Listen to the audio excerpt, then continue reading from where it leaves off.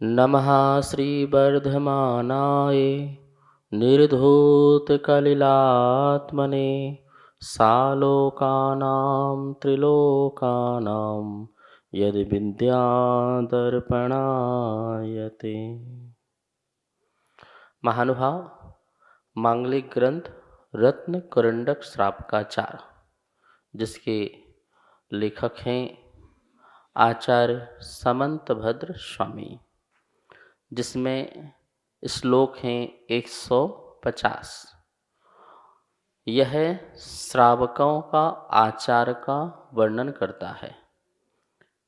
इसमें सम्यक दर्शन, सम्यक ज्ञान और सम्यक चारित्र का अधिकार है, और इसके साथ साथ संलेखना का अधिकार, श्रावक के पद का अधिकार, इस प्रकार से विशेष अधिकार हैं।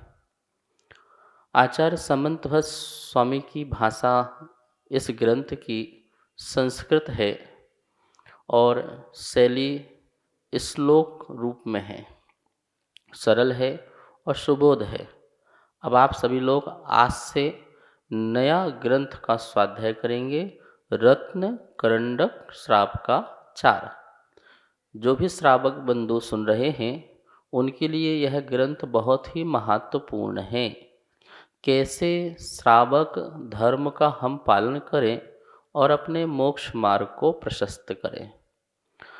भगवान महावीर स्वामी ने श्रावक और श्रमण दो धर्म बताए कि श्रावक धर्म और श्रमण धर्म। श्रावक अपने धर्म का पालन करके वह अपनी आत्मा को प्रशस्त कर सकता है, और श्रमण भी, मुनि भी अपने आचरण का पालन करके, धर्म का पालन करके मोक्ष मार्ग को प्रशस्त कर सकता है। रत्न कंडक श्रावकाचार, जैसे कि इस ग्रंथ का नाम ही आपको बता रहा है कि मैं क्या हूँ। अधिकांशतः जितने भी श्रावकों के आचार के ग्रंथ लिखे गए हैं वो उसमें श्रावकाचार शब्द जुड़ा हुआ है। वसुनंदी श्रावकाचार, अमित गति श्रावकाचार, ऐसे लगभग 35 प्रकार के श्रावकाचार जो हैं वर्तमान में उपलब्ध हैं। उन सभी श्रावकाचारों में जो बहुत ही सरल भाषा में और सटीक भाषा में, सुबोध भाषा में और प्रामाणिक भाषा में जो लिखा गया है वो आचार्य समंतभद्र स्वामी का यह रत्न करंडक श्रावकाचार लिखा गया है। रत्न करंडक ग्रंथ का जो नाम है, रत्न करंडक। करंडक जानते हैं, मंजूषा जिसमें रत्न रखे जाते हैं, ऐसा रत्नों का मंजूषा। तो इसे अपन रत्न मंजूषा भी कह सकते हैं। कौन से रत्न मंजूषे में रखे गए हैं? सम्यक दर्शन, सम्यक ज्ञान और सम्यक चारित्र। ये तीन जो है रत्न हैं, और इन रत्नों को इस मंजूषा में रखा गया है, जिसमें आचार्य भगवान ये रत्नत्रय की परिभाषा को देते हुए और इनके महत्व को बताते हुए श्रावकों को बताएंगे। कोई व्यक्ति कह सकता है ये श्रावकाचार है, तो क्या ये श्राविकाचार नहीं है? श्राविकाओं का पालन करने का अधिकार इसमें नहीं है? ऐसा नहीं। देखो, श्रावक पुरुष प्रधान, श्राविका महिला प्रधान। जो जिन आगम है वह बताता है पुरुष जो है उसी भाव से मोक्ष जाने का अधिकारी होता है। इस कारण से वह पुरुष प्रधान जो है, कहीं ब्रह्मचर्य धर्म का पालन बताना है तो बताया जाएगा, और कहीं श्रावकों का या मुनियों का वर्णन होगा तो बताया जाएगा। इसका ये मतलब नहीं कि वो महिलाएं जो हैं, स्त्रियां जो हैं, श्रावक धर्म का पालन नहीं कर सकती हैं। श्रावक उसी भाव में पालन करके मुनि बन के मोक्ष जाए, इसलिए इसका नाम श्रावकाचार दिया है। पर आप इसे श्राविकाचार भी समझना। ये श्राविकाचार मतलब महिलाएं जो हैं वो भी इन्हीं आचरण का पालन करेंगे जो इसमें लिखा गया है। श्रावक और श्राविका के धर्म अलग अलग नहीं होते हैं। जो श्रावक के धर्म हैं वही श्राविका के भी धर्म होते हैं। दोनों के धर्म एक से होते हैं, ऐसा ही मानना। तो ये रत्न का ये मंजूषा करंडक, उन रत्नों को धारण करने वाला ये मंजूषा, ये जो है अपनी तिजोरी जिसमें हम अपने रत्नों को संभाल के रखेंगे। हम आत्मा को अपना मंजूषा बनाएंगे और उस आत्मा के मंजूषा में अपने रत्नत्र को, सच्ची श्रद्धा को, सच्चे ज्ञान को और सच्चे चारित्र को संभाल के रखेंगे। कोई विषय चोर जो हैं हमारे रत्नों को चुरा ना सकें, इसका हम ध्यान रखेंगे। सतत ही जागृत रहेंगे, क्योंकि क्रोध, मान, माया, लोभ और 5 इंद्रिय के जो विषय हैं, ये चोर चारों ओर बैठे हुए हैं हमारे रत्न को चुराने के लिए। इसलिए आचार्य समंत भट्ट स्वामी कह रहे हैं, मैं मंजूषा के अंदर रख कर के तुम्हें इन रत्नों को दूंगा, तुम संभाल के रखना। अर्थात तुम्हारी आत्मा में रत्नत्रय को प्रकट करेंगे, आप इनको संभालना।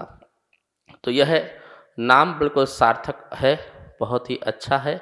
जैसा नाम है वैसा ही इसमें विषय वस्तु है। विषय वस्तु भी पहला जो अधिकार है इसमें दिया गया है कि सम्यक दर्शन क्या है और सम्यक दर्शन का महत्व क्या है, ये पूरी भूमिका बनाई गई है। फिर सम्यक ज्ञान के बारे में बताया गया है दूसरे अधिकार में। तीसरे अधिकार में जो है सम्यक चारित्र के बारे में बताया गया है। इसके बाद संलेखना, संलेखना का वर्णन भी बहुत सुंदर, किस किस प्रकार से जो है संलेखना की जाती है उसके बारे में बताया है। अणुव्रत, गुणव्रत, शिक्षाव्रत, इनका वर्णन इसमें है। और श्रावक के पद, कितने श्रावक के पद होते हैं, उन पदों की चर्चा भी इसमें की गई है। देखा जाए तो अपन इसके 7 अधिकार बना सकते हैं। सम्यक दर्शन अधिकार, सम्यक ज्ञान अधिकार, सम्यक चारित्र अधिकार, और उसमें ही जो है अणुव्रत अधिकार, गुणव्रत अधिकार और शिक्षाव्रत अधिकार, संलेखना अधिकार और श्रावक पद अधिकार, ऐसे अधिकारों को इसमें बनाया जा सकता है। आचार्य समंत भट्ट स्वामी दूसरी तीसरी शताब्दी में हुए हैं और बड़े ही प्रकांड विद्वान उस समय के हुए हैं। बड़े ही तार्किक, न्याय, इतिहास, संस्कृत आदि अनेक भाषाओं, शैली और दार्शनिक चिंतन, इन सब का बहुत ही अच्छा सामंजस्य उनके अंदर था। उस समय के शादवाद, अनेकांतवाद के सिद्धांतों को जानने वाले आचार्य समंत भट्ट स्वामी, जिन्होंने अनेक वादशालाओं में, पहले वाद विवाद की शालाएं होती थीं, ज्ञान की शालाएं होती थीं, वहाँ पर जाकर के अपने धर्म को रखते थे और वहाँ पर जिन शासन का ध्वजा फहराते थे। ऐसे एक जगह नहीं, अनेकों जगह जा जा करके उन्होंने भगवान महावीर की वाणी का प्रचार प्रसार किया। अनेकांतवाद और श्यादवाद से जिन शासन की प्रभावना की। वैसे तो उनके बहुत सारे ग्रंथों के नाम मिलते हैं, लेकिन वर्तमान में जो ग्रंथ प्राप्त हैं, स्तुति विद्या, जिसको जिन शतक भी कहते हैं, युक्तोनुशासन, स्वयंभू स्तोत्र, देवागम स्तोत्र जैसे आप्तमीमांसा कहते हैं, और रत्नकंडक श्रावकाचार।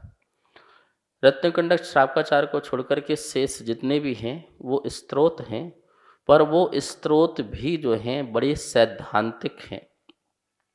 प्रमाण और नय के माध्यम से उन्होंने जो है अनेकांतवाद, श्यादवाद आदि की सिद्धि करते हुए प्रभु की स्तुति की है। कहीं महावीर स्वामी की स्तुति की है, कहीं 24 तीर्थंकर की स्तुतियाँ की गई हैं, जिनेन्द्र भगवान की स्तुति की गई। इस प्रकार से उन्होंने कहा भगवान महावीर का जो धर्म है वो सर्वोदय तीर्थ है। सर्वोदय, सबका उसमें उदय है, सभी का उसमें कल्याण है, सभी के जीवन का उद्धार है। किसी व्यक्ति विशेष का नहीं, सभी जीवों का जिसमें उदय हो सकता है, उद्धार हो सकता है, ऐसा सर्वोदय तीर्थ भगवान महावीर स्वामी का है। ऐसे आचार्य समंतभद्र स्वामी, जिन्होंने बाल अवस्था में ही दीक्षा धारण की थी और दीक्षा धारण करने के बाद कुछ समय उपरांत उनको भस्म व्याधि रोग हो गया था। भस्म व्याधि, जो कुछ भी वो आहार में ग्रहण करते थे वो भस्म हो जाता था।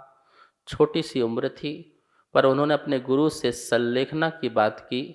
गुरु ने कहा, नहीं, अभी तुम्हारे द्वारा जिन शासन की बहुत प्रभावना होनी है, आप अपना उपचार कराएं। इस अवस्था में नहीं हो सकता है तो वस्त्र सहित अवस्था में अपना उपचार कराएं। उन्होंने गुरु की आज्ञा का पालन किया और उसका उपचार भी किया।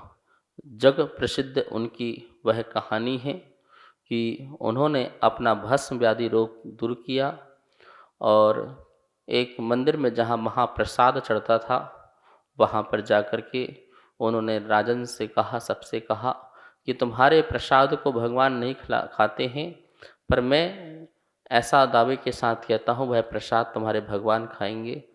यह बताया। यद्यपि वो प्रसाद वो स्वयं ग्रहण कर लेते थे दरवाज़ा बंद करके, और धीरे धीरे उनका जो भस्म व्याधि रोग दूर हुआ और लोगों को पता चला ये स्वयं खाते हैं। इस प्रकार से राजन ने कहा कि आपको सज़ा मिलेगी, वरना हमारे जिन धर्म को छोड़ करके जो है हमारे धर्म को स्वीकार करो, हमारे प्रभु को नतमस्तक करो। तो समंतभद्र स्वामी ने कहा, नहीं, मैं जिन शासन के अलावा किसी को नमस्कार नहीं करता हूँ। तो बोले, नहीं, आपको करना ही पड़ेगा। तो बोले, ठीक है।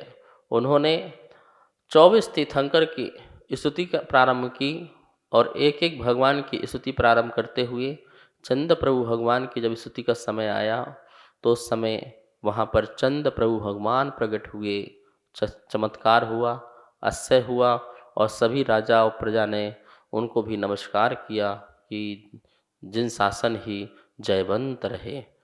इस प्रकार से उनके द्वारा अनेक प्रकार के ऐसे अश्चर्य और चमत्कार और ज्ञान का प्रचार प्रसार बहुत ही पूरे जो हैं भारतवर्ष में किया गया।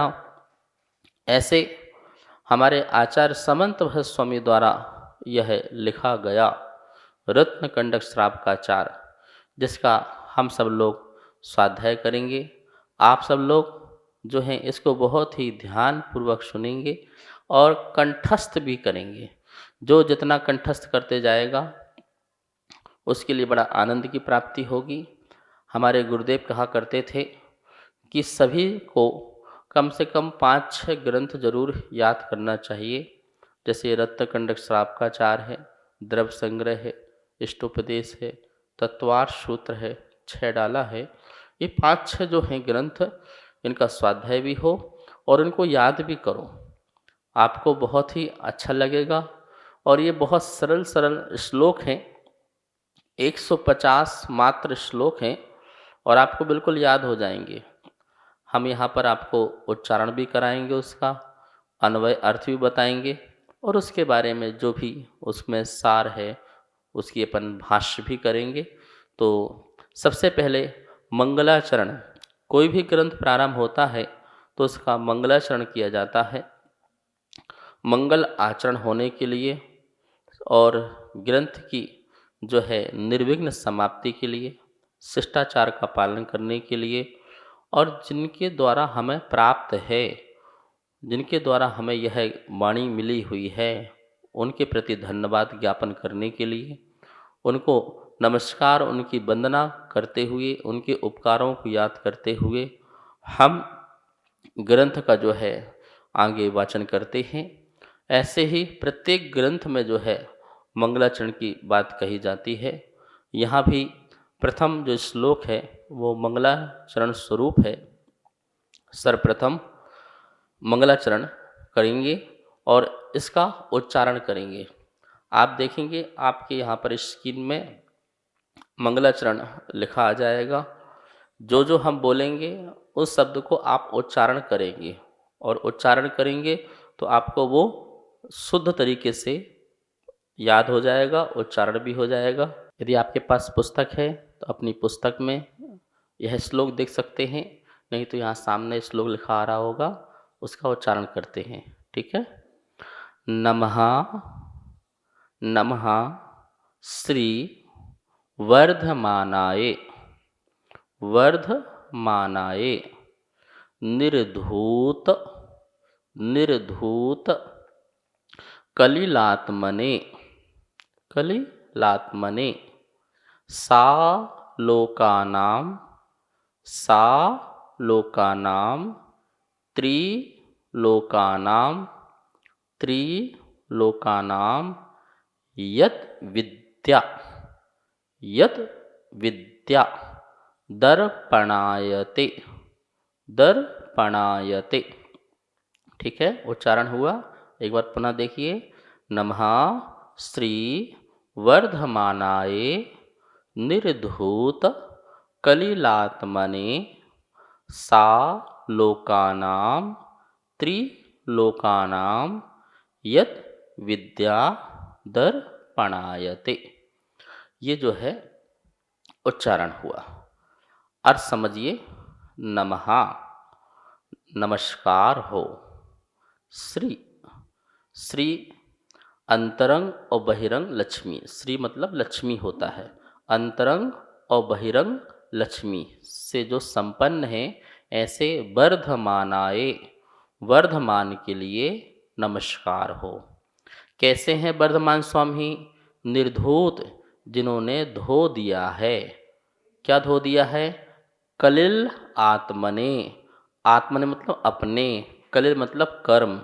जिन्होंने कलिल कलंक रूपी कर्मों को धो दिया है, ऐसे वर्धमान को नमस्कार है। और भी विशेषण से सहित हैं। हाँ, सालोका नाम, सा प्लस अलोका नाम।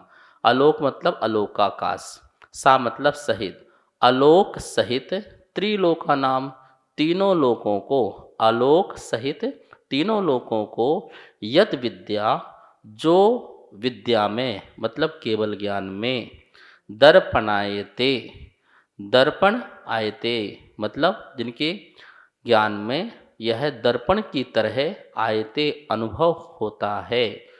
दर्पण की तरह जिनके ज्ञान में, केवल ज्ञान में जिसका अनुभव होता है, ऐसा केवल ज्ञान से सहित महावीर स्वामी को नमस्कार है।